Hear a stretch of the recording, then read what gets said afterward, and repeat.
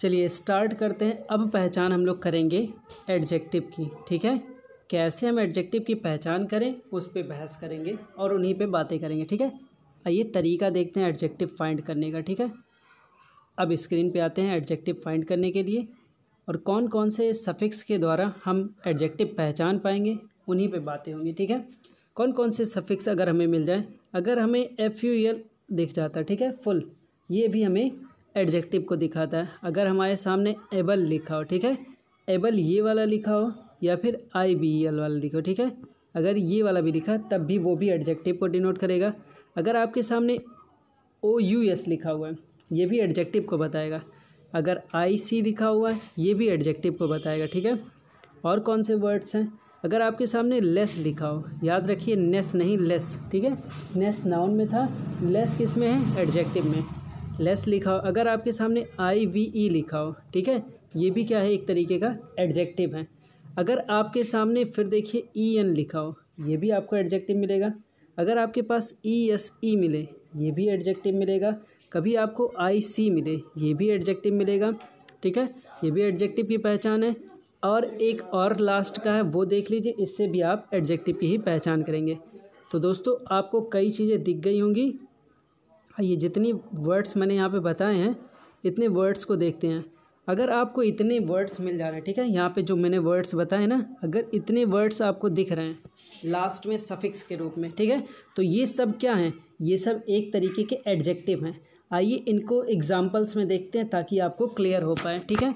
अब देखिए जैसे फुल लिखा हुआ ना, अब फुल को हम कैसे पहचानेंगे, दो एग्जाम्पल मैं लिखूंगा, 3-4 बोल दूंगा। जैसे आपने कभी केयरफुल देखा हो, ठीक है, केयरफुल सुना ना, केयरफुल लिखा हो।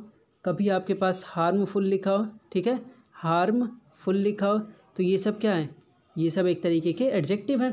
अच्छा, कभी ब्यूटीफुल देखा हो, कभी हेल्पफुल देखा हो, कभी यूजफुल देखा हो, ये सब क्या थे, एक टाइप के एडजेक्टिव के ही एग्जाम्पल थे। आइए एबल वाले वर्ड्स को देखते हैं, ठीक है। अगर कभी एबल वाले वर्ड्स मिल जाएं, जैसे आपने सुना होगा अनेबल, बहुत सिंपल सा है, कई बार बोलते हुए अपने आप को पाया होगा, ठीक है, अनेबल लिखा हुआ है, ठीक है। कभी आपके सामने लिखा हो एप्रिशिएबल, क्या लिखा हो, एप्रिशिएबल, एप्रिशिएबल, ठीक है, एप्रिशिएबल। यहाँ पे देखिए, यहाँ पे ABLE वाला आ गया। एक ये वाला देखते हैं जहाँ पे IBLE वाला आएगा, ठीक है, जैसे फ्लैक्सिबल लिखा हो, क्या लिखा हो, फ्लैक्सिबल, देखिए यहाँ पे आ गया, ठीक है। तो आपके पास ऐसे भी एग्जाम्पल रहेंगे जो आपको क्या करेंगे, एक तरीके से एडजेक्टिव के बारे में बताएंगे, ठीक है। आइए तीसरा वाला देखते हैं। देखिए इन तीसरे वाले में हम लोग क्या करेंगे, अब देखते हैं इसमें जो तीसरा वाला मीनिंग है, ठीक है। तीसरा वाला क्या है, OUS।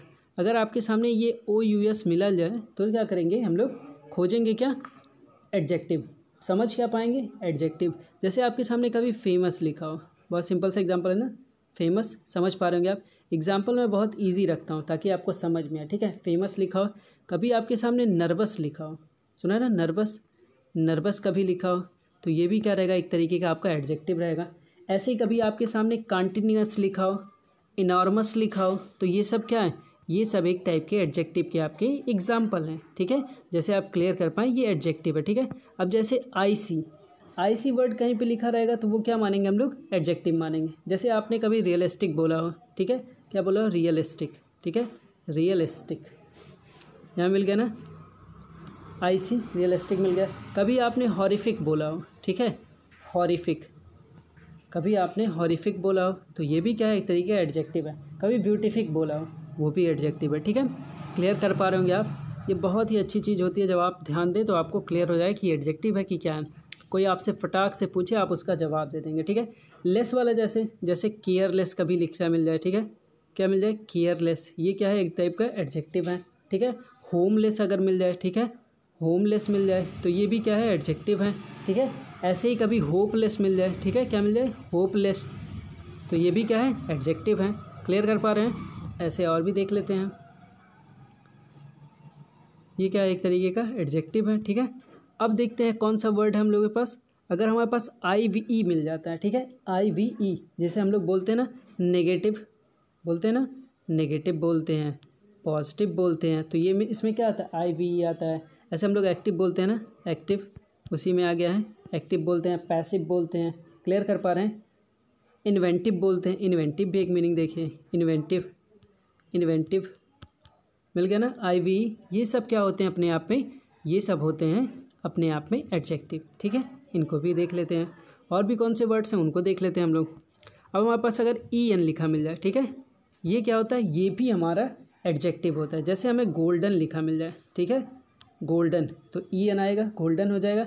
ऐसे ही अगर आपके पास वुडन लिखा मिल जाए, ठीक है, तो ये भी क्या है, आपका एडजेक्टिव है। क्लियर कर पा रहे हैं। आइए और देखते हैं एग्जाम्पल में, ताकि आपको पहचान मिल जाए। देखिए जैसे अगर आपके सामने बताया गया कि ESE मिल जाए, ठीक है, क्या मिल जाए, ESE, तो वो भी क्या होता है आपका एक तरीके से एडजेक्टिव होता है। जैसे आप कभी बोलने को पाए होंगे या कभी सुने होंगे चाइनीज़, ठीक है, चाइनीज़ लिखा, ESE मिल गया, चाइनीज़ हो गया। ऐसे जापानीज़ भी होता है, ठीक है, नेपालीज़ भी होता है, कई होता है ना।